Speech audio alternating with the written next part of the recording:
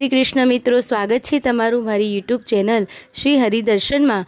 હું અને મારા કાન્હાજી આપનું હાર્દિક સ્વાગત કરીએ છીએ। મિત્રો, આજે દિવસ 10મો અને 10મા દિવસની વાર્તા।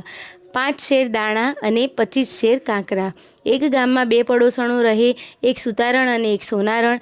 એવામાં પુરુષોત્તમ માસ આવ્યો। સુતારણ કહે, બેન, કાલથી અધિક માસ બેસે છે, તમે વ્રત કરશો ને? સોનારણે દેખાદેખીથી હા પાડી, પણ બ્રાહ્મણોને 30 દિવસ દક્ષિણા આપવી પડશે એ વાત તેના મનમાં સૂળની પેઠે ખડકી। સોનારણ ચાલાક હતી, તેણે યુક્તિ શોધી કાઢી। 5 શેર દાણામાં 50 શેર કાંકરા ભેળવ્યા અને શેરની પોટલીઓ વાળી।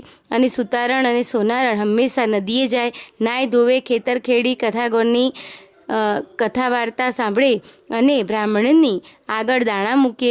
સુતારણ બાપડી વીણેલા મીઠી દાણા મૂકે અને સોનારણ શેર દાણા મૂકી અને સૌથી મોટી ઢગલી સોનારણની।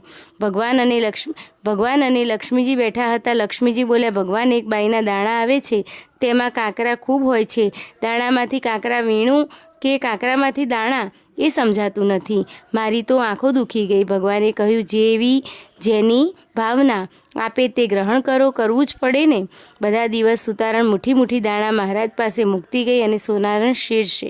પુરુષોત્તમ માસ પૂરો થયો, આજે છેલ્લો દિવસ હતો, બ્રાહ્મણોને કંઈ વધારે દક્ષિણા આપવી જોઈએ એમ વિચારી સોનારણ સુતારણને ઘરે ગઈ। સુતારણ પણ એ જ વિચાર કરતી હતી કે ઓરડામાં ગઈ અને દાણાની કોઠી ઉઘાડી તો જોઈને જોવે છે કે નવાઈમાં ડૂબી ગઈ।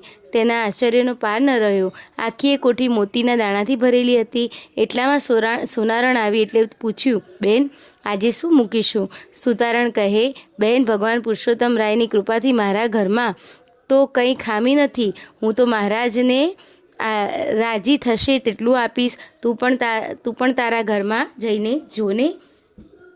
સોનારણ પણ મનમાં મલકાતી ઘરે ગઈ અને ઓરડો ઉઘાડો જુએ છે તો કાંકરાનો વરસાદ થયેલો। લક્ષ્મીજી કાંકરા વીણીને નાખે તે બધા એકના એક ગણા થઈને સોનારણના ઓરડામાં પડે। આ જોઈને તેને ખાતરી થઈ કે પ્રભુની આગળ ચાલાકી ચાલતી નથી। ભોળી સુતારણને દાણાને સાટે મોટી મળ્યા અને ચાલાક સોનારણને કાંકરા। જય પુરુષોત્તમ રાય, જેવા સુતારણને ફળ્યા તેવા સૌને ફળજો। મિત્રો, આ હતી 10મા દિવસની પુરુષોત્તમ માસની કથા। ફરી નવી વાર્તા સાથે મળીશું, ત્યાં સુધી મને રજા આપશો। જય શ્રી કૃષ્ણ।